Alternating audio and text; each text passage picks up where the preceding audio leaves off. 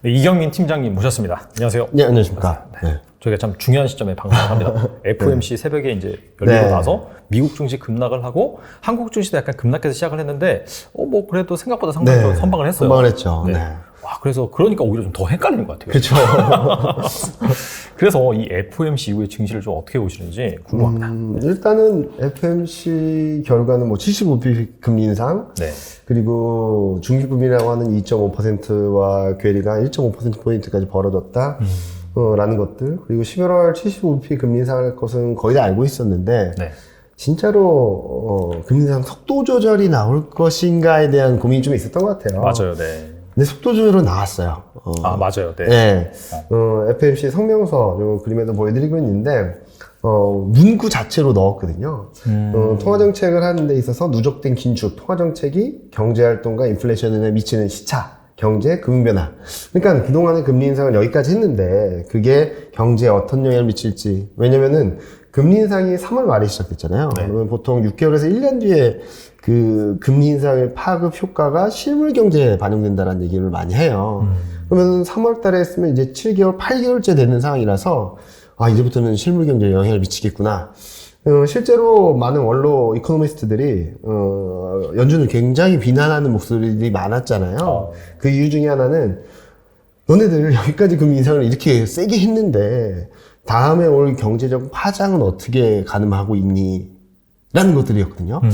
더 충격이 크면 어떡하려고 그러니? 뭐 이런 얘기를 하고 있어서 그런 것들이 좀 있었고, 그리고 문구 안에서도 뭐 지속적인 인상에 대한 부분들을 충분히 기조를 달성하기 위해서 적절할 것으로 예상한다. 그러니까 목표 범위 계속된 인상 계속 한다는 게 아니라 네. 어느 정도 제약적인 조건 안에서 좀 더 올릴 수 있다 정도 스탠스로 바꾼 것 같아요. 근데 시장의 컨센서스를 보면 12월 금리 인상률가 12월 달에 50bp 인상률과 75bp 금리 인상률이 아직까지는 비등비등해요. 왜냐면은 파월 연준의장이 조금 애매모호한 말을 했거든요. 맞아요. 네. 기자회견 초반에는 성명서랑 비슷한 내용들을 얘기를 해줬어요. 당분간은 제한적 정책 기조를 보일 것이다. 그러면은, 금리 인상 속도 조절을 고민하고 있구나. 그리고 경기도 작년부터 크게 둔화됐다. 경기가 둔화됐으니까 속도 조절하겠구나. 그리고 물가에 대해서도 우려는 하지만 기대 인플레이션은 안정적인 것 같다. 물가도 이제 그렇게 나쁘진 않은가 보나 했는데, 갑자기 나온 말이 최종금리 수준. 무슨 말이냐면 최종금리 수준, 그러니까 9월 FMC에서 점도표를 제시한 게 4.6이었는데 네. 그보다 높아질 수 있다는 얘기를 한 거예요. 맞아요. 네. 거꾸로 말씀드리면 속도 조절을 하는데 금리 인상을 더 길게 가져갈 수 있다는 얘기 같아요. 그래서 시장이 뜨거워 하면서 막 흔들렸던 거거든요. 그래서 증시 흐름만 본다면 성명서가 나오고 파월 연준의장의 기자회견이 초반일 때는 나스닥이나 S&P 500이 급등을 하고 1%까지 가까이 급등을 하고 네. 달러는 폭락, 채권금리도 폭락했다가 이제 파월 연준의장이 중립금리, 그러니까 최종금리 수준이 높아질 수 있다라고 하면서부터 빠지기 시작하면서 계속 매파적인 얘기를 했거든요. 아마도 그런 것들이 시장에 녹아들었는데 저는 지금 시점에서는 베이비 스텝이나 뭐 금리 인상 속도 조절은 충분히 가능한데 경기 상황이나 물가 상황을 보고 좀 더 길게 할 수도 있다라는 것들이 시장에 좀 충격 변수가 되지 않았나라는 생각을 하고 있습니다. 근데 약간 좀 의문인 게 네. 사실 뭐 다 그런 건 아닌데 골드만삭스 같은 경우에는 5%까지 네. 약간 올릴 것이다라고 봤고 뭐 CME 뭐 컨센 이런 쪽에서도 어느 정도 그 정도 맞습니다. 확률을 예상을 했는데 했었죠. 그런데도 불구하고 이렇게 3% 나스닥 지수 기준으로 급락한 거는 왜 이렇게 빠지지 약간 좀 그런 생각이 들긴 하더라고요. 지난주부터 반등을 했었어요. 네. 금리 인상 속도 조절 나온다! 라고 하면서 반등을 하다가 이제 또 10월 27일 날 22통화정책 회의가 있었거든요. 그때는 아주 명시적으로 속도 조절에 대한 가능성을 확 열어놨어요. 22는. 그러면서, FMC도 속도 조절 할 거야! 라고 하면서 반등을 이어갔던 거죠. 그랬다가, 속도 조절이긴 한데, 더 많이 할 수 있어? 라고 하면서 시장이 많이 흔들렸던 것 같아요. 그리고, 이런 것들, 속도 조절에 대한 이슈가 들어오면서, 내년 하반기에는 금리 인상을 더 많이, 금리 인하를 더 많이 할 수 있다는 생각을 했었는데, 파월 연준장이 아직까지 금리 인하를 기대하기엔 섣부르다라는 식으로, 그러니까 금리 인하 기대를 완전히 일축시켜버린 듯한 말을 해서, 거기에 대한 좀 변동성도 있었다라고 생각하고 있죠. 그러니까 아무쪼록 간에 그 금리를 상당 수준을 더 높인다라고 한다면은 그 반대급부 측면, 즉 경기 측면에서는 좀 더 타격이 올 수가 맞습니다. 있잖아요. 제가 네. 요즘 계속 말씀드린 것 중에 하나가 그 본질적인 이유들을 보자. 지금 너무나도 통화 정책에 몰입돼서 금리 인상 얼마나 해? 금리 인상 좀 적게 한다고? 속도 조절한다고? 막 이런 데 몰입돼 있는데, 자, 금리 인상 속도 조절을 하는 이유는 지금 물가가 제대로 안 잡혔어요. 근본적으로 경기가 너무나도 불안정할 수 있기 때문에 속도 조절을 한다는 거거든요. 네. 그래서 저는 지금은 금리 인상 속도 강도에 따라서 12일을 엇갈리고 1일비하는 장세를 보이고 있지만, 궁극적으로는 이 과정에서 경기가 더 안 좋아지고 있고 실적은 더 안 좋아지고 있는 상황이라고 본다면, 그러니까 증시는 통화 정책에 대한 기대감 때문에 10월 달에 이렇게 올랐잖아요. 경기 흐름이나 이런 것들은 더 떨어졌어요. 네. 이 괴리를 한번 좁히는 시간은 좀 필요하지 않을까. 그래서 올해 연말 내년 초까지는 많이 조심하자라는 말씀드리고 있죠. 근데 이제 그 3분기 실적이 사실 S&P 500 기준으로 네. 거의 다 발표가 되긴 했잖아요. 핵심 그쵸. 기업들, 그죠? 네. 근데 사실 빅테크 기업을 제외하고는 생각보다 좀 컨센서스를 상회한, 뭐 퍼센테이지가 정확하게 수치는 기억이 안 나는데 한 70% 이상은 상회를 했다. 맞습니다. 그런 얘기가 나왔는데, 그렇다면 사실 경기 침체에 대한 우려가 좀 과하지 않았느냐. 어떻게 보시나요? 3분기를 보면은 GDP 성장률도 좋았고요. 맞아요. 네. 경제 지표도 좋았어요. 전반적으로 괜찮았어요. 근데 3분기 이후가 문제거든요. 지금 실적 컨센서스를 좀 봐야 되긴 하겠지만 GDP 성장률 전망치만 놓고 본다면 3분기가 1.6 정도가 나왔어요. 전년 대비로. 네. 전년 대비 변화율이 4분기는 제로입니다. 전망치 기준이. 그리고 내년 1분기는 한 0.3, 내년 2분기도 0.2, 0%대 성장률로 훅 떨어진다라는 전망이 들어오고 있거든요. 그런 것들을 감안해서 본다면 더 좋아질 수 있을까라는 고민들을 해야 된다는 거죠. 그러니까 악재가 많이 반영됐다라고 한다면 지금 이 상태에 멈춰 있는 정도라고 볼 수 있겠고, 여기서 조금이라도 긍정적인 변화가 있어야지 올라가겠죠. 근데 지금은 긍정적인 변화라기보다는 좀 아직까지는 부정적인 변화들이 많다 보니까 저는 올해 말 내년 초까지는 좀 많이 조심하자는 말씀을 드리고 있고, 미국 실적 시즌을 보면은 지금 보시는 그림에서 보여드리는 것처럼 말씀하신 그대로 순이익 예상치 상회 비율이 72%는 맞아요. 근데 전반적으로 한국하고 좀 다르게 네. 미국은 컨센을 되게 보수적으로 봐요. 그래서 5년 동안의 순이익 예상치 상회 비율 평균이 77%예요. 약간 평균보다 약간 밑에네요. 약간 미치긴 한데 네. 거기 그 자체도 시장에서는 불안 요인으로 보는 거죠. 그리고 특히 예상치와 실제치 간의 괴리가 얼마나 되나 봤더니 지금은 2.3 상회했다라고 하는데 평균 5년 평균이 8.7, 10년 평균 6.5. 그보다 한참 못한 그림이라고 볼 수 있는 거죠. 가까스로 상했네요. 네. 그리고 주가 반응도 이런 것들이 그래도 괜찮지 않냐라고 하면 주가 반응이 좀 둔감했을 텐데 올해 실적 서프라이즈가 나왔다 하더라도 주가가 한 일주일 동안 변동은 0.2. 과거 5년 동안 평균은 0.9. 그리고 쇼크가 나오면은 마이너스 5.6. 5년 동안 평균 마이너스 2.2. 그러니까 지금 시장이 미국 실적이 70%면 어마어마하구나라고 생각할 수 있겠지만 과거 평균 대비 굉장히 못한 수준이고요. 그러다 보니까 시장에 위축된 심리들이 주가에 더 예민하게, 실적 서프라이즈에는 둔감하게, 쇼크에는 예민하게 반응하고 있다라고 생각할 수 있겠죠. 그리고 올해 그 3분기까지 이 괜찮지 않냐? 맞습니다. 전년 대비 변화를 보면은 플러스 4.1이에요. 근데 에너지가 63.4, 산업재가 44. 근데 그러니까 이 두 개를 빼고 보면은 마이너스라는 거예요. 전체적으로는. 그래서 커뮤니케이션, 인터넷 기업들은 마이너스 11.6, 소재도 마이너스 8.2, 금융도 마이너스 3.7, 경기 소비도 마이너스 3.1, 필소비도 마이너스 1.1, IT도 마이너스. 그러니까 에너지 산업재를 빼고는 전부 다 전멸이네요. 전멸 같은 느낌이죠. 그리고 더 중요한 것은 잠깐 말씀드렸던 것처럼 앞으로 좋아질 거야 라는 기대가 있어야 되는데 이익 전망이 올해 6월 달부터 본격적으로 하향 조정되기 시작하고 있어요. 미국도. 그 전까지는 쭉 상향 조정되다 이렇게 꺾이고 있거든요.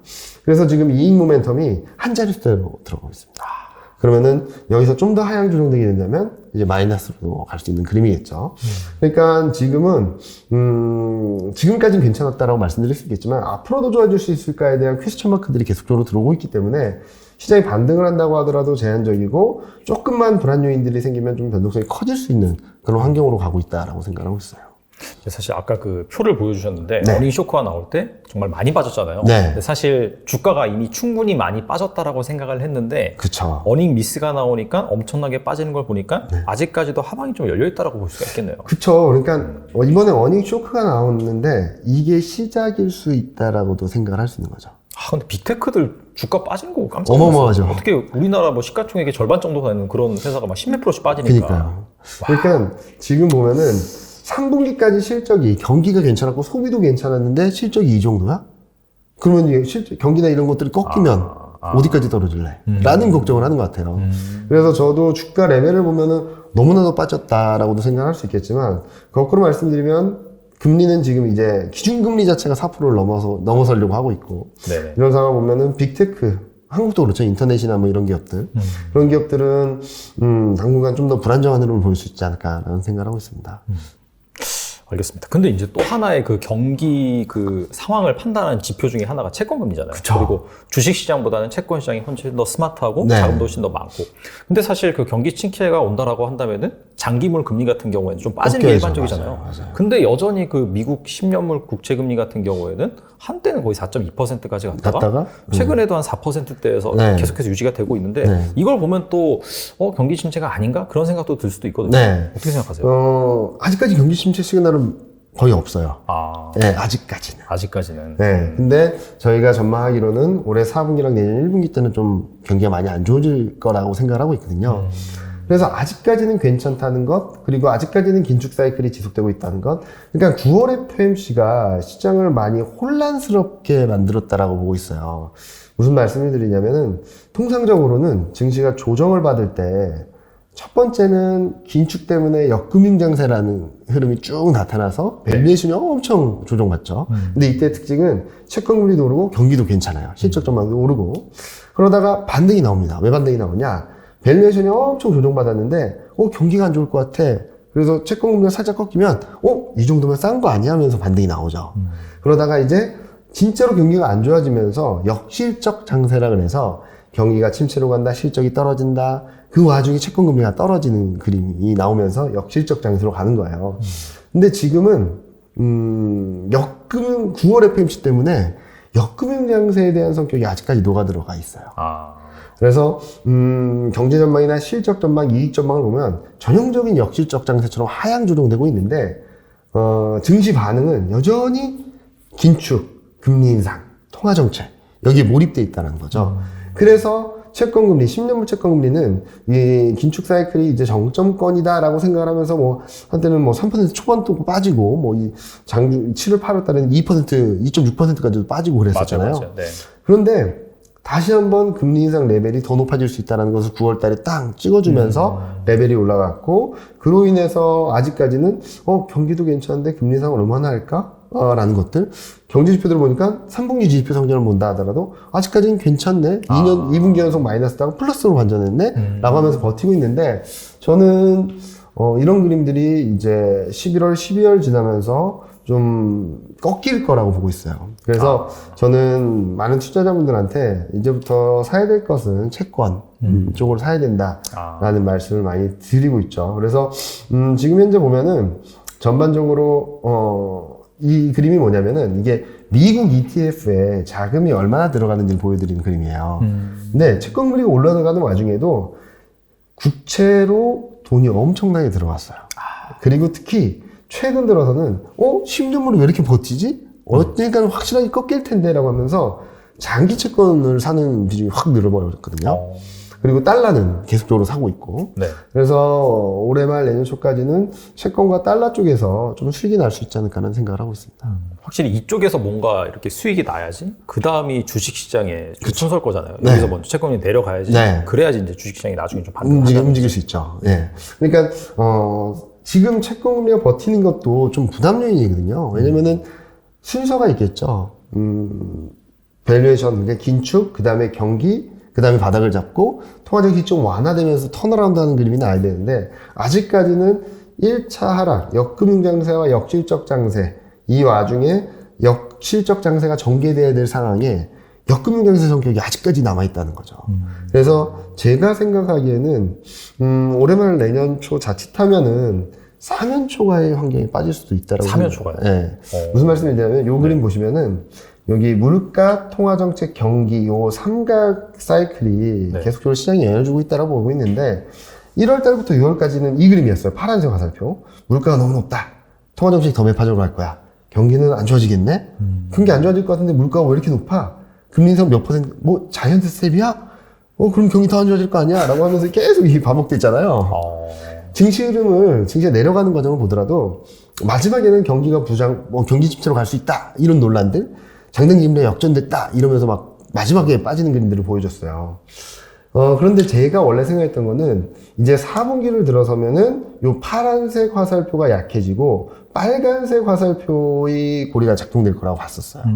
물가가 좀 꺾인다고 한다면, 그럼 경기가, 수요가 위축되는 거야? 진짜로? 통화정책이 좀 완화적으로 가게 된다면, 그러면 경기가 진짜 안 좋아지나? 진짜 경기 침체야? 라는 걱정들 하면서 시장이 밀릴 거로 봤는데, 지금 시장은 아직까지도 파란색 화살표에 매달려 있다는 거죠.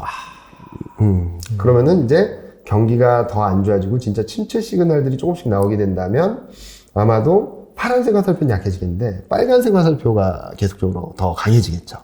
그래서 그 오버랩 되는 과정에서 물가가 올라도 내려도 불안하고 통화정책을 완화적으로 가도 매파적으로 가도 불안한 그런 파란색 화살표와 빨간색 화살표가 계속 시장을 괴롭히는 그런 흐름들이 나올 수 있다고 보고 있거든요.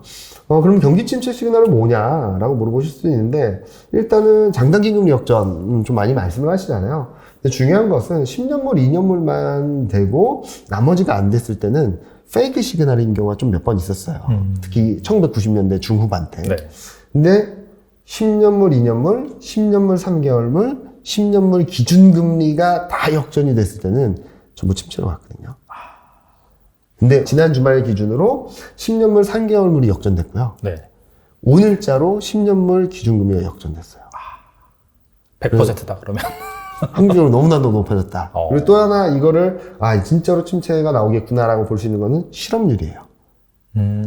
통상적으로 많은 분들이 실업률이 이렇게 떨어졌다 이렇게 올라갈 거라고 생각을 하시는데 네. 실업률은 통상적으로 이렇게 떨어졌다 이렇게 튀고 완만하게 떨어졌다 이렇게 튀는 그림이에요. 왜냐면 후행지표이기 때문에 그렇죠. 한 번에 쇼크가 확 들어오는 그림이 나오거든요. 그래서 아마 오늘 내일 발표되죠. 이번 주말 발표되고 고용보고서. 네, 고용보고서. 네. 그리고 11월, 12월 달 고용지표들이 나오는데 실업률이 4%, 4.5%를 넘어서면 이제 좀 많이 문제가 있겠구나라는 것들을 보시면 될 것 같아요.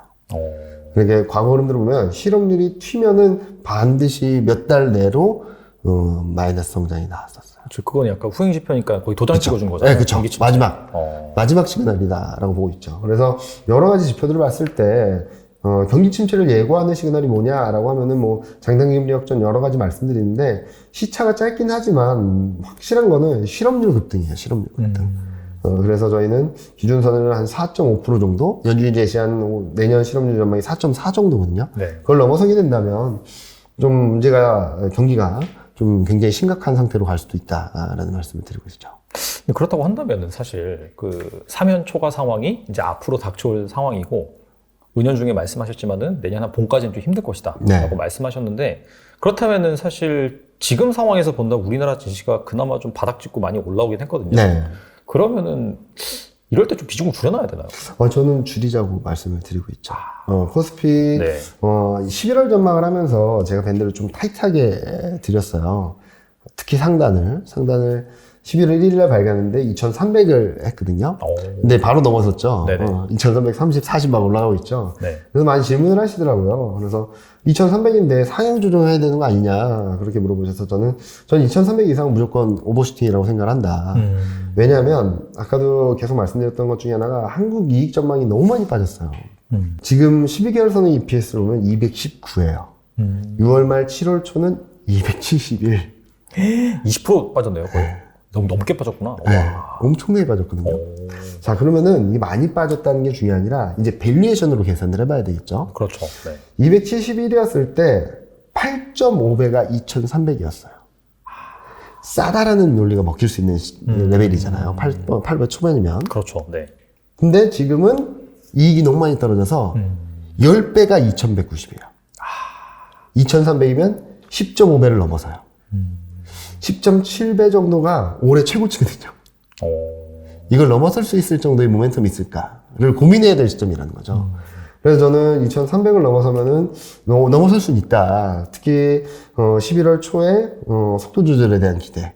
또 고용지표가 잘 안 나오면 속도 조절 할 것 같아. 뭐 이러면서 반등을 좀 더 이어갈 수는 있겠지만 궁극적으로는 지금 레벨 자체가 너무 부담스럽고 이익 전망이 바닥을 잡아간다는 시그널이 나오기 전까지는 이 선을 뚫고 가긴 좀 어렵겠다라는 차원에서 2300으로 한정한 거다라는 말씀을 드렸거든요. 그래서 저는 지금 오늘도 좀 반등을 좀 이어갔잖아요. 특히 2차전지가. 네.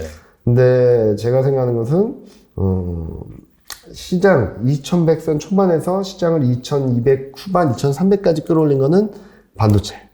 그쵸? 맞아요. 네. 근데 반도체가 최근 좀 꺾이는 모습들을 보여주고 있고 네. 후발주자로 올라간 게 2차전지예요. 근데 2차전지도 대표주, 대형주, 탑티어는 좀 계속적으로 올라가는 그림인데 며칠 전부터 중간 단계에 있는 대형주긴 하지만 완전 탑티어가 아닌 종목들에서 막 갑자기 마이너스 3%도 가고 막 그런 모습들을 보여주긴 했거든요. 네. 좀 고점 징후인 것 같다. 좀 더 올라간다 하더라도 지금은 좀 비중을 줄여야 되는 흐름이지 여기서 같이 따라간다거나 그러면은 좀 많이 힘들 수 있겠다라는 말씀 드리고 있죠. 네. 그래도 약간 조만간 닥쳐올 이벤트로 네.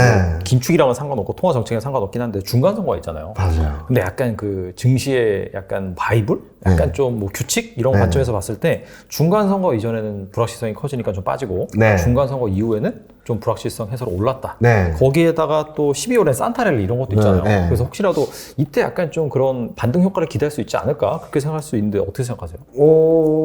통계적으로 보면 중간 선거가 있는 해와 없는 해의 차이는 굉장히 커요. 여기 그림 여기 보시는 것처럼 네. 말씀하신 그대로예요. 네. 떨어지다가 선거를 전후로 해서 쫙 치고 올라가는 그림이 계속 나와요. 와, 어마어마하네요. 어마어마하죠. 선거 없는 해도 우상해 하죠. 우상해 했으니까. 네네. 이게 1960년대부터 평균치를 그려드린 거거든요. 네. 근데 제가 이거를 보면서 되게 재밌었던 그림 중 하나가 경기선행지수랑 같이 그린 그림이거든요. 보시면 1960년대 이후부터 보면은 대부분 중간 선거가 경기 사이클, 경기선행지수 바닥권에서 있었어요. 무슨 말씀 드리냐면 우연의 일치일지 모르겠고 중간 선거 사이클이 경기 사이클하고 되게 비슷해서 대부분의 중간 선거가 경기 저점권에서 시행되고 턴어라운드 하면서 쫙 치고 올라간 거였거든요. 네. 그래서 60년대 이후 굉장히 많은 선거가 있었는데 경기 고점에 있었을 때는 4번밖에 없었어요. 경기 사이클, 경기 선행지수가 고점에서 이렇게 꺾일 때 중간 선거가 이루어졌을 때는 78년 10월, 94년 10월, 14년 10월, 18년 10월 이거 4번밖에 없었거든요. 그래서 저는 그 4번을 따로 발라내서 보자. 왜냐면은 지금도 경기 선행지수가 완전히 꺾여서 이렇게 내려가고 있는 상황이니까. 봤더니 지금 평균 흐름과는 좀 달라요. 떨어지다가 좀 등락을 보이다가 더 떨어져서 전저점을 깨고 내려가서 네. 바닥을 잡고선 그 다음부터 경기가 턴하면서부터 올라간 거예요, 시장이. 그러니까 경기선행지수의 흐름에 따라서 주식이 움직인 거지 네. 선거 이벤트 때문에 움직인 건 아니다. 우연히 맞아 떨어졌다 그렇게 볼 수 있는 거예요? 딱딱 진짜로 저도 이거 보면서 뭐야 이거 경기 선행지수 저점권에서만 선거를 치는 거야 할 정도로 딱딱딱딱 맞거든요. 이게 아마도 경기 사이클하고 이게 잘 맞았던 것 같아요. 왜냐면은 왜 4년이냐면 경기 선행지수 저점에서 고점, 고점에서 저점을 보면은 2년 사이클이에요. 그러니까 딱 4년 이게 딱 맞아떨어졌던 거예요. 그러네요. 그러다가 버블이 온다거나 아니면은 좀 오버슈팅이 온다거나 그런 뒤에 더 올라갔다가 꺾이는 시점에서 우연치 않게 맞닥뜨린 게 78년, 94년, 14년, 18년 이 정도였다고 보거든요. 그래서 이 4번만 발라놓고 본다면 결국 증시가 움직이기 위해선 지금 현재 상황에서는 경기선행지수가 떨어지는 상황에서 기대감에 의한 등락은 있겠지만 추세 반전까지는 쉽지 않다라는 말씀을 드리고 있죠. 그래서 지금 선거니까 무조건 올라갈 거야 라는 것들을 기대하기 좀 어렵다라고 보고 있고요. 그보다 더 중요한 거는 저는 누가 상원을 차지하냐. 그죠? 네네. 누가 상원을 차지하냐 라는 그림인데 지금 컨센서스는 하원은 경합 지역을 민주당이 다 다 가져가도 공화당이 이깁니다. 그래서 컨센서스 자체가 공화당이 하원을 집권할 확률이 80%가 넘어요. 근데 상원이 지금 오리무중으로 되고 있는 것 같아요. 이 그림 보시면은 상원 집권 확률이 네. 한때는 40%포인트까지 이렇게 벌어져 있었어요. 그게 지금 9%포인트까지 좁혀졌어요. 왜냐? 경합 지역이 7군데거든요. 이 애리조나, 펜실베니아, 조지아, 위스콘신, 네바다, 뉴햄프셔, 노스캐롤라이나 7군데인데 지금 확률로 보면 민주당이 4개, 그리고 공화당이 3개 정도로 돼요. 네. 근데 지금 2군데가 완전히 박빙이 되고 있어요. 어디냐? 조지아랑 펜실베니아. 공화당 지지율이 확 치고 올라오고 민주당 지지율이 확 꺾여버렸거든요. 그래서 둘 간의 지지율 격차가 5%포인트, 7%포인트로 확 좁혀져 버려서, 선거란 게 보통 그렇잖아요. 제가 브렉시트 선거 때도. 기억나요. 기억나시죠? 네. 전 된다 그랬거든요. 네. 왜냐면은, 이 선거 흐름들에 있어서 마지막에 결집되는 효과가 있어요. 뭐 어떤 선거든. 맞아요. 네. 그래서 기세를 타는 쪽이 움직일 수 있어요. 그래서 그때 컨센서스만 하더라도, 브렉시트 부결될 거다라는 게 높았고, 가결될 거라는 게, 낮았어요. 맞아요. 근데 네. 흐름이 이렇게 좁혀지는 그림이 나오고 있어서, 저는 가결될 수 있다.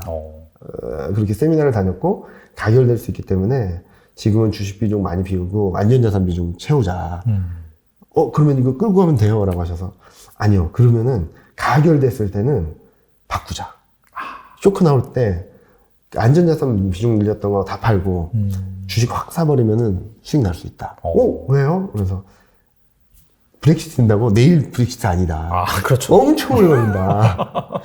결정된 때라는 쇼크, 거기에 대한 충격들을 반영한 뒤에는 시간이 많이 남았네? 라고 하면서 다시 정상화될 수 있다. 라고 말씀드렸었거든요. 그래서 몇몇 기관에서는 덕분에 수익 많이 났다고 전화도 왔는데, 지금도 비슷한 것 같아요. 지금 기세가, 조지아랑 펜실베니아, 이쪽 2개 다 민주당이 가져간다는 컨센이 있는데, 2개 다 격차가 막 좁혀지고 있어서, 자칫하면 하원도 상원도 공화당이 다 가져갈 수도 있다. 그럼 뭐가 변하냐? 일단은 둘 간의 정책적으로 대립이 가장 큰 게 기후변화, 에너지. 이야, 신재생 쪽. 전기차도 약간 해당이 될 수도 있겠네요. 전기차 2차 전지도 해당이 될 수 있겠죠. 무슨 말씀을 드리냐면, 가능성, 그러니까 방향성 자체가 변할 것 같진 않아요. 신재생 에너지를 확대해야 된다는 방향성 자체가 변하진 않는데, 지금은 IRA라든지, EU는 리파워 EU, 이런 것들에 대해서, 속도가 더 빨라질 것 같은데? 라는 기대를 하는 거죠. 그래서 주가도 막 올라오고 막 그러잖아요. 근데 지금 보면은, 잠깐만. 공화당이 되면은 지금 올해 6월 달에 무슨 말을 했냐면, 우리가 선거에서 승리하면 천연가스, 석탄, 그러니까 전통 에너지 사업 수출을 확대하고, 원자력을 효율화하고, 풍력 발전을 정진하겠다.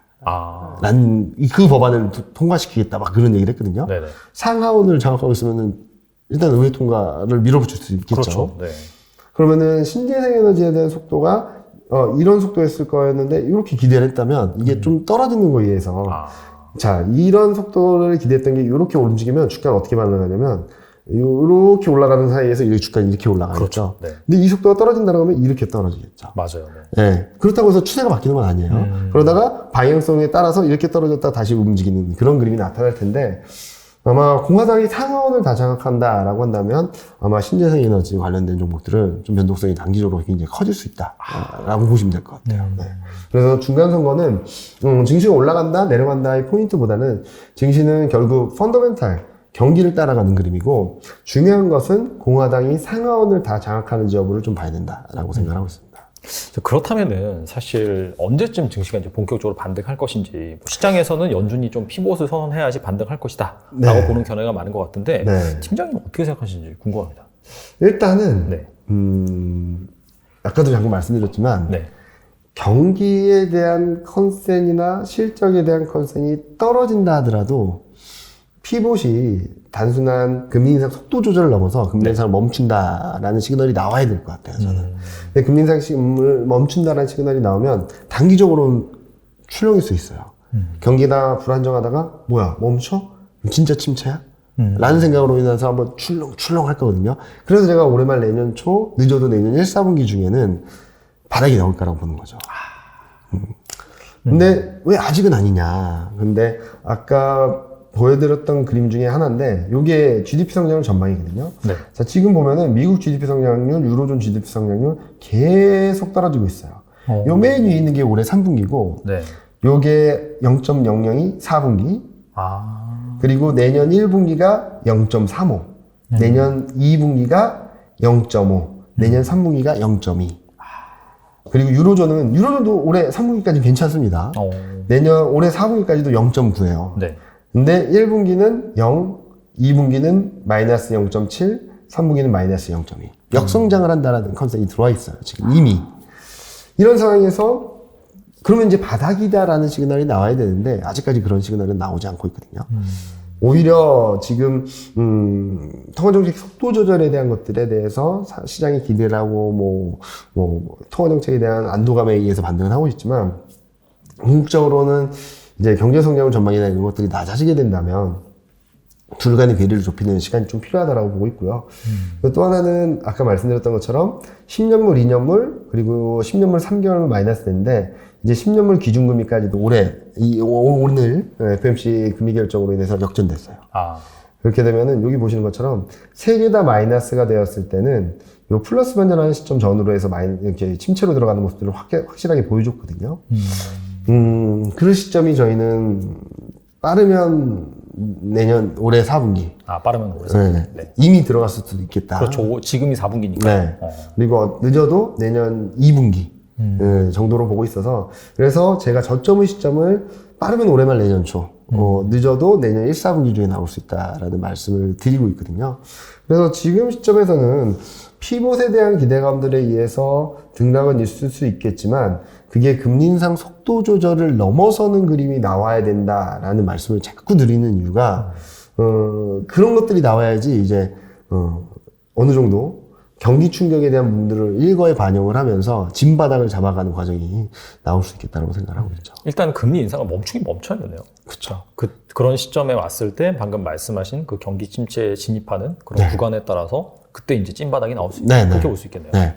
그래서 지금 저희가 예상하기로는 아직까지 경기 괜찮다며 라고 얘기하실 수도 있는데 일단 미국 연준에서 제시한 GDP 성장률을 한번 보시면 좋을 것 같아요. 올해 GDP 성장률을 얼마로 제시했는지 아시나요? 몰라요. 0.2. 0.2요? 쇼킹하죠. 그럼 상당히 좀 낮은 거 아니에요? 상당히 낮은 정도가 아니라 4분기는 무조건 역성장이라는 것을 보는 것 같아요. 왜냐면 1분기가 3%대 성장을 했고요.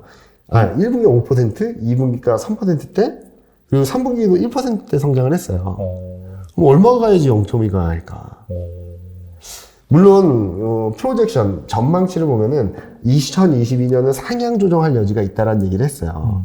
그렇다고 해서 1%라고 하더라도 1분기, 2분기, 3분기까지 쌓여온 것들을 보면은 4분기는 역성장을 무조건 열어놓은 상황이다. 그냥 연준에서는 4분기 경기 침체다 그렇게 보고 있는 거네요. 네. 그런데 지금까지는 파월 연준의장은 아직까지 연장 가능성이 있다라는 얘기를 하는 거죠. 근데 경기 침체의 정의가 여러 가지긴 하지만 일단은 마이너스 성장을 볼 수밖에 없다라는 생각을 기본적으로 하고 있습니다. 네. 알겠습니다. 아무튼 빨리 내년 초가 됐으면 좋겠네요. 저도 그랬으면 좋겠어요. 왜냐면 작년 10월부터 저도 시장에 대해서 굉장히 베러시한 전망을 말씀드리고 있어서 근데 내년 전망을 하는 데 있어서는 조금 긍정적인 변수들을 좀 많이 말씀을 드리고 있어요. 그래서 좀 많이 힘들 수 있기 때문에 왜냐면은 코스피가 지금 2,300인데 저희가 여기 달란트 투자에서도 몇 번 말씀드렸지만 저희 하단은 2,050으로 말씀을 드리고 있거든요. 근데 저희는 아까 말씀드렸던 역실적 장세인데 역금융 장세의 성격을 계속적으로 내비치고 있기 때문에 이 역실적 장세를 반영하는 시간이 굉장히 짧다는 거예요. 그러면은 이 충격의 강도, 마이너스 성장 폭의 강도에 따라서 언더슈팅까지 나올 수 있다고 보고 있어요. 그런데 저희가 생각하는 것은 2000선이 깨지는 언더슈팅이 나와도 사야 되는 언더슈팅이기 때문에 저희는 하단은 그렇게 더 낮추진 않는데 지금은 변동성이 굉장히 커지는 구간으로 들어갈 수 있다는 점, 그거를 적극적으로 활용하기 위해서는 지금은 현금 비중, 유동성을 좀 확보해야 된다는 말씀을 계속적으로 드리고 있죠. 현재 상황에서 펀더멘탈 감안해서 2050 거기가 이제 하단이고 그 밑으로 언더슈팅이 나온다라고 한다면은 아껴놓은 현금을 가지고 살만하다. 네. 그렇게 볼 수 있겠다. 네, 적극적으로 사야 된다. 라고 말씀드리고 있어요. 적극적으로 사는 시점이 안 왔으면 좋겠네요. 저희도 그런데 네. 일단은 그런 가능성까지 열어놓고 있기 때문에 저희가 강조드리고 싶은 것은 지금은 따라가거나 주식 비중을 풀로 채워가지고 견디는 구간이 아니라 지금 일단 한 발 물러서야 된다라는 말씀을 드리고 있죠. 만약에 여러분들이 컨빅션이 강해서 나는 무조건 올라갈 것 같아 라고 하더라도 기본적으로 한 20-30% 정도의 현금 비중을 갖고 계시는 게 지금 시점에서는 좀 안전판 역할을 할 수 있겠다. 만약에 제 전망이 틀려서 여기서 2,500, 2,600으로 가는 그림이라면 좀 따라가는 그림을 가져간다 하더라도 저는 그 다음 흐름들이 굉장히 좋을 수 있다고 보고 있거든요. 그런 그림을 따라간다 하더라도 저는 늦지 않을 것 같다라는 말씀을 드리고 있죠. 네. 2020년, 2021에 돈 못 번 사람들은 정말 부끄러워요. 그냥 아무나 돈 못 돼요. 모든 사람이 돈 버는. 근데 그게 저는 또 2030년 전후로 온다고 봐요. 그럼 그때까지 아무것도 안 하냐? 아니거든요. 그때 왔는데 여러분 준비를 안 하고 있으면 못 잡아요.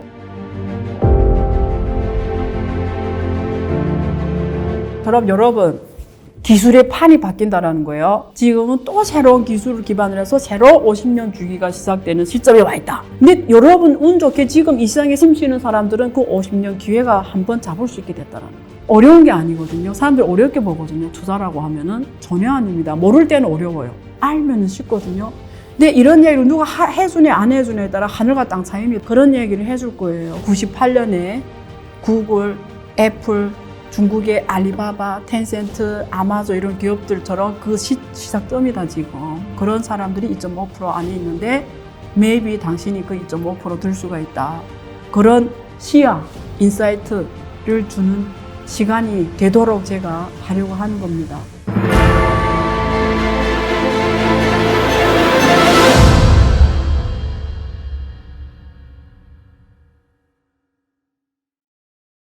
근데 내년 전망을 좀 긍정적으로 보신다고 말씀하셨는데 약간 그 근거를 들을 수 있을까요? 그러면? 일단은 제가 연말, 연초, 내년 1분기, 2분기 역성장, 경기 침체 이런 얘기 계속 드리고 있잖아요. 네.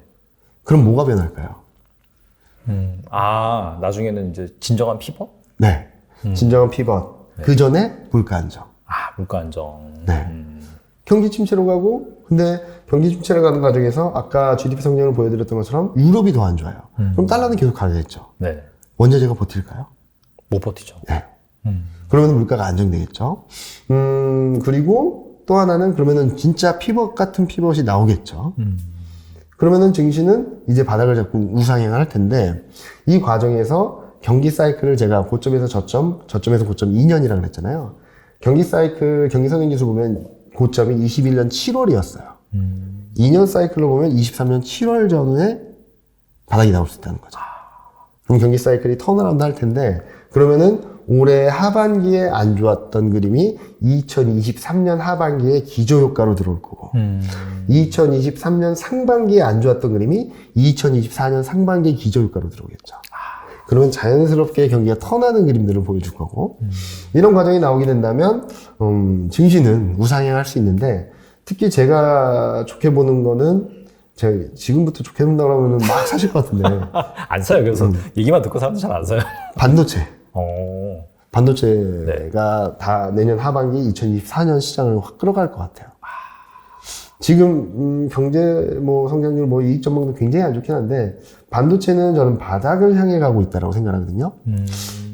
요 그림을 하나 보여드릴게요. 요 그림 보시면은 위에 그림이 반도체 영업이익률이에요. 영업이익률. 이걸 왜 보냐면은 네.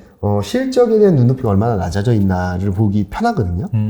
보면은 컨센서스인데 올해 3분기는 이미 거의 다 나와서 15.6이라서 좀 그래도 많이 안 좋긴 했는데 더 그렇게 쇼크 수준 아닌데 4분기는 9.9, 내년 1분기는 8.1이에요.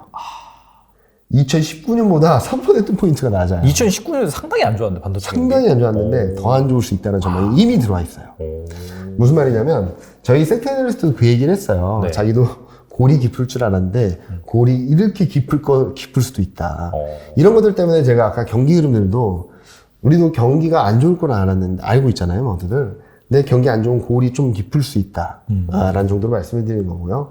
자, 그리고 연간 영업이익 전망을 통해서 연간 영업이익률을 보면은 10.1이에요. 내년치가. 이미 2019년보다 더 낮은 레벨로 들어왔거든요. 자, 그러면은 올해 4분기, 내년 1분기까지 이익이 더 안 좋아진다라고 하면 또 뭐가 들어올 거예요? 캐펙스 컷. 투자 줄이는 그림들이 더 나오겠죠. 네네. 자, 그러면은 이게 캐펙스라는 게 올해 컷한다고 해서 올해 막 안 좋은 게 아니라 2023년, 24년이 지나면 지날수록 공급이 늘어나지 못하는 거죠. 왜냐면은 반도체 수요가 왔다 갔다 하지만 우상향해요. 거기에 맞춰서 계속 캐펙스를 늘려줘야 되거든요. 거기에 맞춰서 투자를 계획에 세워놨던 걸 줄이는 거죠. 네네. 그러면은 결국에는 수요가 높아지고 공급이 부족한 상태가 벌어진다. 그러면은 반도체 업황은 내년 1분기, 2분기를 지나면서 우상향할 거고 수요 회복 강도에 따라서 24년에는 2017년 정도의 흐름일지는 좀 봐야 되긴 하겠지만 사이클상으로는 우상향 그림이 무조건 만들어진다라는 게 저도 그렇고 저희 섹터 애널리스트 의견도 좀 비슷해요. 그래서 저는 올해 말 내년 초에 진짜 시장이 많이 흔들리고 반도체 업종까지 같이 흔들리게 된다면 제일 먼저 사야 될 건 반도체라고 생각하고 있습니다. 반도체가 한 번도 무섭게 오르잖아요. 그쵸. 대표적인 케이스가 2016년, 17년. 그때 뭐 그냥 삼성전자 2배 이상 오르고 막 SK하이닉스는 더 많이 오르고 장난 아니었죠. 진짜 그때 상황이 어땠는지 잠깐만 말씀을 드리면요. 2016년, 17년에 어마어마했어요, 진짜로. 장난 아니에요. 이때 삼성전자 안 가지고 있으면 완전히 소외됐어요, 그때. 그래서 펀드 매니저들이 되게 힘들었거든요. 진짜. 네. 기억나요, 네. 진짜. 왜냐면 이 그림만 보셔도 아시겠지만 코스피는 2016년 대비 2017년까지 한 26% 정도 올랐어요. 이야. 근데 반도체는 100%. 야, 근데 삼성이랑 SK 하이닉스가 저 정도 올랐는데 코스피가 저거밖에 안 올랐으면 진짜 완전히 두 개만 올랐네요. 네. 진짜로. 근데 시작점이 어디였냐? 2014년, 15년, 16년 지나면서 실적이 바닥을 잡고 턴하면서 이 턴어라운드가 됐었고요. 네네. 그리고 2017년까지 실적이 쫙 올라가는 그림이 나오면서 주가가 엄청나게 올랐죠. 네. 지금 컨센 기준으로 보면은 내년 1분기, 2분기를 지나면서 바닥을 잡고 턴한다라는 그림이 나오고 있어서 일단 내년 하반기 2024년 초반까지는 좋은 그림이 나올 수 있겠다라는 말씀을 드리고 있죠. 자, 그러면은 2017년에는 왜 이렇게 많이 올랐냐? 그리고 독보적으로 올랐냐라는 그림은 반도체가 코스피 전체 영업이익이 늘어나는 거에 63%를 차지했어요. 그냥 혼자 다 끌고 갔어요. 그리고 그 다음에 조선, 은행, 상사자본재, IT가전, 화학, 에너지, 철강 이 정도가 실적을 끌어갔는데 재밌는 그림 중에 하나가 2016년, 17년을 나눠서 보면 반도체는 2016년에는 45% 정도 올랐고 2017년에는 50몇 프로 올라가서 100%가 올랐거든요. 네. 근데 IT가전, IT 하드웨어, 소프트웨어, IT 업종들은 2017년 한 해 동안에 다 올랐어요. 왜냐면은 2017년에는 반도체 수요가 좋다, IT 수요가 좋다, IT 수요가 폭발한다 라는 것들이 들어오면서 모두 다 튀었거든요. 2016년에는 수요가 좋아지기보다는 반도체가 좋아진다라는 것들 때문에 있었고. 근데 여기서 특징적인 것 중에 하나는, 여기서 힌트를 얻을 수 있는 것 중에 하나가 IT를 빼고 보면은 철강, 은행, 에너지, 화학, 소프트웨어까지 요 8개 업종만 시장을 아웃퍼폼 했고 나머지 18개 업종은 전부 다 언더했거든요. 그러니까 사람들, 펀드 매니저들이 너무나도 힘들었대요. 얘네들을 완벽하게 오버히트 해놓지 않았으면 시장을 절대 이길 수 없는 시장 흐름이었거든요. 자, 그러면은 철강, 은행, 에너지, 화학, 얘네들은 뭔가 은행, 화학, 에너지, 철강 실적이 확실히 보여지는 애들만 가지고 플레이를 했다는 거예요. 자, 여기서 힌트를 얻어서 내년은 턴어라운드, 2024년에는 실적 개선을 누가 이끌어갈까를 보면은 아직까지 컨센이긴 하지만요. 반도체. 화학, 압도적이네요. 네. 56.8%, 거의 60%는 육박하고요. 화학, 조선, 자동차, IT가전, 상사자본재, 소프트웨어. 뭐, 쳐준다면 은행까지. 자, 그러면은 얘네들이 뭘까? 반도체는 아실 거고요. 화학하고 IT가전은 2차전지. 그리고 조선은 뭐 적재였다가 학제 전환하는 거라서 좀 봐야 될 것 같고, 네. 자동차는 전기차, 상사자본재는 일부 신재생 에너지 관련된 종목들, 그리고 방산, 그리고 소프트웨어는 뭐 인터넷. 네. 이렇게 구분 지을 수 있을 것 같아요. 그래서 저는 이런 업종들이 시장의 중심에 설 수 있다라는 말씀을 드리고 있고요. 그러면 왜 걔네들이 뭐가 있길래 그러냐? 그 업종들은 지금 긴축의 시대라고 하잖아요. 네. 걔네들만 돈을 쏟아붓고 있죠. 미국도 반도체 법안 통과시켰죠. 그리고 IRA 법안. 그리고 유럽은 리파워 EU라고 해서 신재생 에너지의 속도를 좀 더 가속화하자라는 것들. 그리고 반도체에 대해서도 반도체 이니셔티브를 만들고 하면서 반도체 산업을 육성하려고 하고 있어요. 중국도 반도체 굴기, 그리고 신재생 에너지 육성 산업. 긴축의 시대라고 하는데 정부 정책이나 이런 것들 산업 정책을 보면 반도체, 전기차, 2차 전지, 신재생 에너지, 그리고 플러스 알파로 국방에 돈이 쏟아져 들어가고 있어요. 그렇기 때문에 저는 얘네들이 차별적으로 시장을 움직일 수 있다라는 것들을 내년에는 좀 보여주는데, 그럼 지금 뭐가 문제냐? 경기가 얘네들 발목을 계속 잡고 있는 거죠. 경기가. 더 안 좋아지는 거 아니야? 지금 이 정도 전망인데 이게 더 떨어지는 거 아니야? 라는 걱정을 할 수밖에 없는 거죠. 그래서 경기가 조금이라도 이 산업 사이클을 방해만 하지 않으면 좋아지는 그림으로 갈 수 있겠다라는 말씀을 드리고 있어요. 2차 전지 얘기가 나와서 좀 말씀을 드리겠는데, 아까도 살짝 다루긴 했지만 네. 최근에 하락장에도 특히나 최근에 그 셋업체들이 엄청 강세를 보이더라고요. 뭐 그쵸. LG 에너지 솔루션이라든지. 네. 그래서 이런 흐름이 좀 지속될 수 있을지 어떻게 보시나요? 저는 2차 전지는 굉장히 좋을 거로 봐요, 장기적으로. 그리고 지금 왜 이렇게 오르냐? 몇 안 되는 실적 전망이 3분기 실적도 좋았고 4분기도 좋아질 것 같고 내년도 좋아질 것 같다라는 전망이 들어오는 몇 안 되는 업종이에요. 아, 왜 이렇게 불안하시지? 자, 보시면은 네. 여기 보시면은 요 위에 그림이 4분기 영업이익 전망치가 빨간색은 전월 대비 변화율, 네. 화이색은 3개월 전 대비 변화율이에요. 3분기 실적도 좋았는데 4분기도 좋을 것 같아 라는 전망이 막 들어오고 있어요. 더 눈에 띄는 부분은 2023년이에요. 제일 좋아요. 제일 좋을 것 같아. 라는 그림이 나와서 막 올라가고 있거든요. 네. 다만 좀 불안정한 거는 밸류에이션 부담. 그쵸. 밸류에이션 부담이 좀 있고, 또 하나는 10월 수출을 보면은 유럽 쪽에서 괜찮았어요. 근데 아까 말씀드렸죠. 3분기까지는 경제 성장은 괜찮다. 경기 괜찮았다. 네네. 근데 내년은 어떻다고 그랬죠? 마이너스 성장. 네. 거기에 대한 부분들이 좀 반영이 되면은 좀 한번 내려왔다가 다시 움직이지 않을까라는 생각을 하고 있죠. 전반적으로 좋긴 한데, 사이클이, 이렇게 아까도 잠깐 말씀드렸던 건데, 사이클이 이렇게 좋아질 것 같아 라고 하니까 주가가 이렇게 반응을 하는 거죠. 근데 경기 때문에, 잠깐만, 이 정도일 것 같아 라고 하면 주가는 여기 왔다가 다시 움직이겠죠. 그래서 지금은 이런 구간이라서 이게 좀 톤다운 되면은 좀 주가는 좀 떨어질 수 있겠는데, 사는 기회다. 근데 지금 고점 수준에선 따라가는 거는 조금 부담스럽다라고 말씀드릴 것 같아요. 네. 아무리 뭐 성장성이 좋은 주식이라 하더라도 계속 오르는 건 아니거든요. 그쵸. 그러니까 많은 분들이 들고 있으면 오른다라는 것들도 맞아요.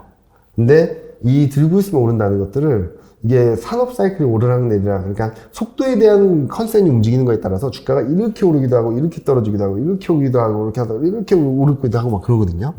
그런 사이클에 대한 변화들이 지금 경기 때문에 지금 기대감이 조금씩 올라가는 그림인데, 경기로 인해서 이게 좀 떨어지게 된다면 주식시장에서는 주가는 이 기업, 이 산업 사이클이 바뀐 건 아니지만 주가 자체는 좀 변동성이 커질 수 있다. 그리고 아까 잠깐 말씀드렸던 미국 중간 선거에서 공화당이 상원을 다 장악하는 경우가 나오게 된다면 그때가 좀 변동성이 커질 수 있다. 그래서 지금은 따라가는 것보다는 갖고 계신 분들이라면 좀 어느 정도 정리를 하셔서 좀 현금을 확보하신다면 또 한 번 싸게 살 수 있는 기회가 올 수 있다라고 생각하고 있죠. 네. 이게 이제 시장에서 뭐 2차전지가 아무리 좋다 하더라도 반도체가 완전 바닥에서 막 달려간다라고 하면은 여기에서 이제 번거를 어느 정도 팔아가지고 다시 들어갈 수가 있거든요. 네. 그래서 그런 관점도 좀 생각해 보시면 네. 좋을 것 같고요. 그리고 이제 하락장이 지속된다라고 한다면은 이 포트폴리오를 어떻게 꾸리면 좋을지. 포트폴리오를 꾸미는 거에 있어서는 개인 투자자분들한테는 그냥 주식 비중을 줄이자. 그리고 아까 제가 말씀드렸던 네. 채권하고 달러를 사자라는 말씀 많이 드리고 있어요. 펀드 매니저분들한테는 포트폴리오 투자 측면에서 배당주, 통신, 네. 음식료 사자라 말씀드려요. 왜냐면은 얘네들은 코스피가 10%, 15% 빠진다고 할 때 얘네들은 5%, 7% 정도밖에 안 빠질 수 있거든요. 덜 빠질 수 있어요. 그렇죠. 그럼 얘네들 많이 채워놓으면 내 펀드는 시장보다는 좀 덜 빠지는 그림을 보여줄 수 있겠죠. 그러면은 펀드 평가에서 잘 받으니까 괜찮다라고 할 수 있겠죠. 근데 개인 투자자분들한테 시장이 이렇게 빠지는데 얘네는 덜 빠져요라고 하고 사라고 말씀드리기 그렇잖아요. 그래서 저는 오히려 현금 비중을 확대하시고 만약에 진짜 투자하시고 싶다면 아까 보여드렸던 돈이 집중되고 있는 채권, 특히 장기 채권 그리고 달러에 투자를 하자라고 말씀드리고 있어요. 그러면은 많이 물어보세요. 그러면은 채권하고 달러를 지금 사야 되냐? 특히 달러는 너무 높은 거 아니냐? 채권은 지금 분할 매수하셔도 될 것 같아요. 특히 장기채는 단기채는 좀 더 올라갈 수 있거든요. 왜냐면은 또다시 파월 연준위원장이 최종 금리 레벨을 더 높일 수 있다는 얘기를 했기 때문에 네. 단기채는 좀 더 올라갈 수 있어요. 그렇겠죠. 아무래도 지금 한 미국 한 4.5%, 4.6%인데 5%까지 올린 것까지 터치를 하는 거예요, 진짜. 근데 지금 10년물 같은 경우는 4.3, 4.4, 좀 오버스틱이 나온다고 한다면 지금 그 레벨이라면 좀 분할 매수해서 사셔도 크게 무리가 없다. 그럼 채권 투자 어떻게 하냐?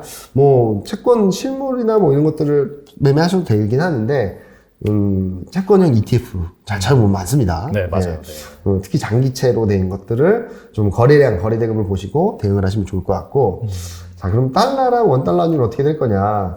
저는 원래 105, 달러 인덱스 105, 원달러는 1350원까지 떨어질 거라고 생각을 했는데 이번 10월 FMC를 보면서 거기까지 떨어지긴 좀 어렵겠다라는 생각을 했어요. 왜냐면 금리 인상에 대한 상단을 열어놔 버렸기 때문에 거기까지 떨어진다라고 보기보다는 달러 인덱스는 110이 살짝 깨지는 정도? 이번에는 110 정도, 110 초반 테스트 하다가 또 이렇게 튀는 거잖아요. 110이 깨지면은 떨어지는 대로 좀 나눠서 사시면 좋을 것 같고, 원달러율도 1,400원이 깨지면은 떨어질 때마다 좀 나눠서 사시면 좋지 않을까라는 생각을 하고 있어서, 지금은 포트폴리오 투자는 전반적인 현금 비중을 늘리는 것, 그리고 안전자산 쪽에 투자 비중을 조금 늘리시면 올해 말 내년 초에 시장이 많이 흔들린다 하더라도 내가 갖고 있는 자산 배분을 한다는 차원에서의 수익은 뭐 플러스까지는 아닐 수 있어도 내 주식에서의 마이너스 폭을 상당 부분 보완해 줄 수 있다는 말씀을 드리고 있죠. 궁금한 게 그러면 원달러 환율 상단은 어느 정도로 보세요? 네. 이거는 저희 이코노미스트 추정치인데요. 네. 1,500원 넘는다라고 했어요. 단기적으로 약간 터치하거나 오버시팅 나올 수 있다. 왜냐면은 자꾸 말씀드리지만 지금 한국은 기준금리 인상을 많이 열어놓지 못해요. 뭐 보니까 3.5에서 3.75 정도 그 정도가 거의 맥시멈 아니냐 그런 얘기가 있더라고요. 더해도 4%를 넘지 못할 거예요. 네, 왜냐면 가계부채 문제 심각하고 그래가지고. 근데 미국은 5%까지 더 열어놨잖아요. 그렇게 본다면은 그리고 지금 한국 수출 이미 마이너스로 갔습니다. 맞아요. 네. 네. 그런데 문제가 되는 것은 유럽하고 미국은 그래도 3분기까지 실적이 경기가 좋았기 때문에 플러스긴 한데 중국, 아세안, 유럽하고 미국 빼고는 전부 다 역성장이거든요. 그리고 품목이 늘어나고 있어요. 반도체뿐만 아니라 철강, 뭐 화학, 선박 뭐 이런 업종들이 전부 다 역성장을 하기 시작했거든요. 네네. 그래서 그런 부분으로 본다면 미국하고 유럽까지 흔들리면 한국 수준은 더 위축될 수밖에 없겠죠. 그로 인해서 원달러율은 조금 1,500원 선 이상으로 열어놓을 수 있겠다. 그러면은 1,400원 초반, 1,400원이 깨졌을 때 사시면은 뭐 10% 정도 수익을 거둘 수 있는 구간으로 들어갈 수 있어서 그런 것들을 염두에 두고 있기 때문에 저희는 올해 말 내년 초까지는 채권, 달러, 원달러율 이런 쪽에 투자를 하시면 좀 수익이 날 수 있다라는 차원에서 말씀을 드리고 있는 부분이죠. 네, 오늘 현실적인 좋은 말씀 많이 해주셨는데 끝으로 이 투자자들을 위해서 한 말씀만 부탁드립니다. 네. 뭐 여러 가지 얘기를 합니다. 동투기전이 가장 어렵다, 어둡다. 그 맞는 말이고요. 제가 보는 것은 내년을 봤을 때는 전 반전 드라마가 써질 수 있다라고 생각하고 있어요. 그러기 위해서는 시장이 흔들릴 때 어느 정도 내가 현금을 갖고 있는지 유동성을 갖고 있는지가 승부가 될 것 같다는 생각을 하거든요. 그래서 자꾸 코스피가 2300, 2330일 때 현금 유동성을 확보하자는 말씀을 자꾸 드리는 것도 기회가 왔을 때 현금이나 유동성이 있어야지 그 기회를 진짜 역전할 수 있는 발판으로 마련할 수 있다고 보고 있어요. 그런 것들이 분명히 오니까 지금 많이 힘드시다 하더라도 어느 정도 유동성을 좀 확보하셔서 분명히 오는 기회를 진짜 잘 잡아서 다음 사이클에서는 이번과 같은 분들보다는 좀 더 현명하게 대응할 수 있는 것들을 잘 하신다면 아마 단기적으로는 아플 수 있지만 좀 길게 봤을 때는 그때 사길 진짜 잘했다라는 시점이 도래할 테니까 조금만 힘내시고 단기적으로 조금 리스크 관리를 하신다면 분명히 좋은 기회, 특히 내년 2023년, 24년에는 분명히 지금보다 훨씬 더 높은 수익을 거두실 수 있다라고 생각하니까 조금만 힘내시길 바라겠습니다. 그리고 날이 너무 많이 추워졌어요. 감기 조심하시고요. 저도 감기로 한 열흘 고생하다가 지금 좀 많이 나아졌는데 감기 조심하시고 요즘 독감이랑 코로나랑 막 섞여서 있대요. 맞아요. 네. 그래서 저도 코로나 검사를 병원 갈 때마다 했거든요. 근데도 음성이긴 했는데 감기 조심하시고 지금 뭐 여러 가지 문제들이 있긴 한데 그런 것들에 너무 마음 쓰지 마시고 좀 건강적으로도 건강이 가장 최고입니다. 건강 잘 챙기시고 건강을 잘 챙기신 다음에는 내 포트폴리오를 어떻게 하면 잘 지킬까에 집중하신다면 기회가 왔을 때 분명히 역전의 발판이 될 수 있다라는 생각을 하고 있습니다. 모두 힘내시기 바라겠습니다. 네. 네. 정말 주식시장도 계속해서 추웠는데 날씨까지 추워지니까 더 추운 것 같은 그렇죠. 그런 네. 기분이 들지만은 말씀하신 것처럼 동트기 전 새벽이 가장 어둡다. 예, 그렇죠. 그렇기 때문에 그런 것들 잘 생각을 하시고 정말 이 몸까지 망가져 버리면은 정말 힘들거든요. 너무 힘들죠. 네, 그래서 어떻게 보면 마지막 고비니까 잘 넘기시고 네. 그 다음에 사실 내일 주가가 오를지 떨어질지는 알 수 없지만 네. 사실 저희가 계절은 알 수 있잖아요. 그죠? 그쵸. 그래서 계절이 언제인지 어디인지 잘 파악을 하시고 아직까지 이 겨울이 지나간 것은 아닌 게 네. 확실하니까 보수적으로 잘 대응하셨으면 좋겠습니다. 네, 지금까지 이경민 팀장님 나와주셔서 감사합니다. 감사합니다.